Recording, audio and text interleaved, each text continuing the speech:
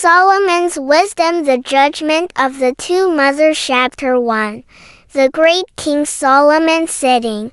The magnificent palace of King Solomon, with golden pillars and rich tapestries. The young King Solomon, wise and regal, sits on his grand throne, surrounded by advisors and guards. Narrator. In the days of King Solomon, son of David, Israel prospered under his wisdom. God granted him a wise and discerning heart, making him the wisest king to ever rule. Solomon strokes his beard, deep in thought. Courtiers whisper about his wisdom. One day, two distressed women rushed into the courtroom. Chapter 2. The two mothers. Plea sitting.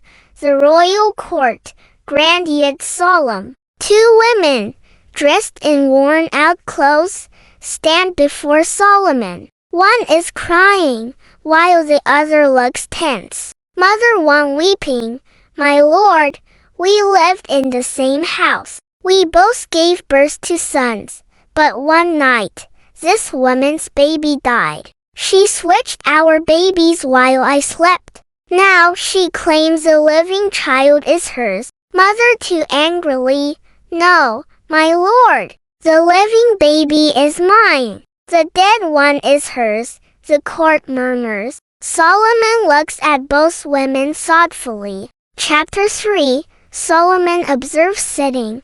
Solomon's wise eyes scan the two women. He watches their gestures and emotions carefully. Solomon to himself, both claim the child.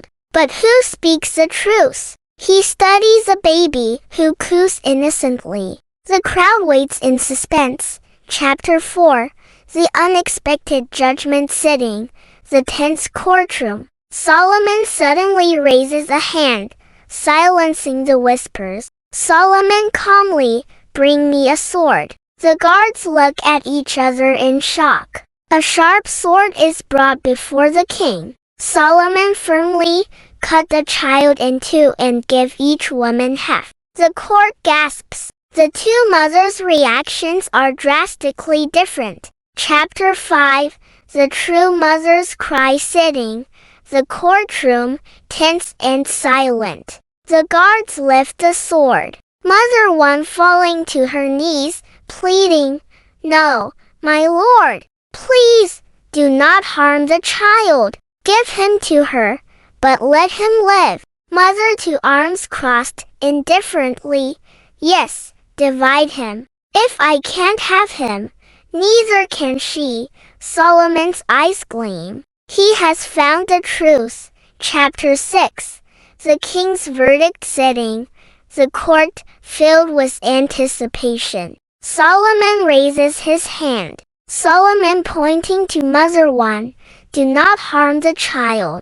Give him to her. She is his true mother." The court erupts in amazement. Mother 1 weeps with joy as she clutches her baby. Chapter 7.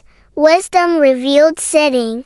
The court, now filled with murmurs of admiration. Solomon smiles, pleased with his decision. Advisor whispering to another court official, "Truly, God has blessed our king with wisdom beyond all men."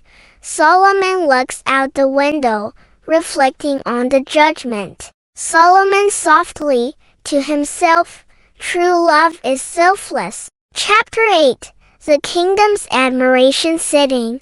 The marketplace. Townspeople gossip excitedly about the king's wisdom. Merchant, "Our king is wise beyond his years." Old woman, "Surely, God's wisdom guides him." The news spreads far and wide, reaching the ears of nobles and rulers of other lands. Chapter 9.